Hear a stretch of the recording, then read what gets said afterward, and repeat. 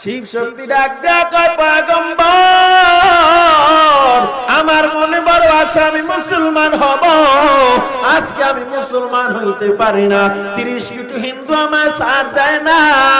আমার নবী ডাক দেয়া কয় শিব শক্তি শোন, যে বান্দার দিলে আল্লাহর কোরআন থাকবে গো, যার মধ্যে কালেমা থাকবে, ও কোনোদিন কোন মানুষকে ভয় পেতে পারে না। ঠিক কিনা জোরে কোন? আজ আমার বাংলার জমিনে কোন নাস্তিক, কোন মুরতাদ, কোন বেঈমান যদি আমার নবীকে নিয়ে গালি দেয়, আল্লাহকে যদি গালি দেয়, আমার যাদের দিলে এই কালেমা আছে, যাদের দিলে আমার আল্লাহর মুহাব্বত, নবীর মুহাব্বত আছে, আমরা জীবন থাকবে জীবন যাবে জানি না, আল্লাহর নবীর দুশমনদেরকে আল্লাহ তাআলা তাওহীদ কিনে যা কথা বলবে, কালেমা ওয়ালারা বেঈমানদেরকে ছাড় দিবে না। ঠিক কিনা?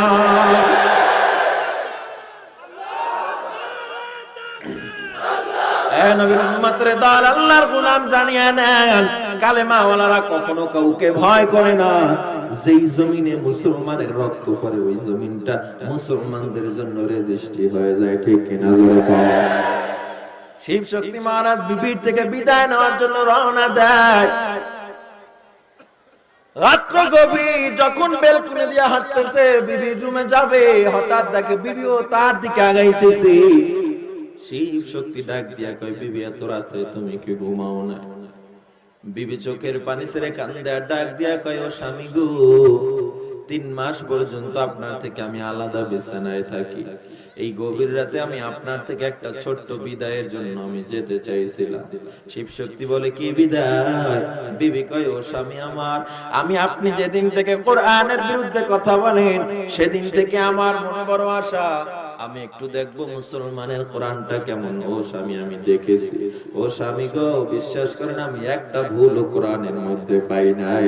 আমি 3 মাস আগে কালেমা পড়ে মুসলমান হয়ে গেছি। সুবহানাল্লাহ।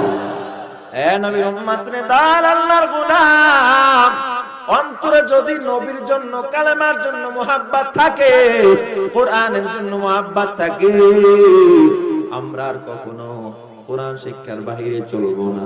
সন্তানটাকে কোরআনের আলেম বানাই। আজকে আমি আলেম হই, আপনাদের মাঝে আলোচনা করি, আমি যদি নামাজ না পড়ি, আমি জীবনে কি জান্নাতের ঘ্রাণও পাবো না?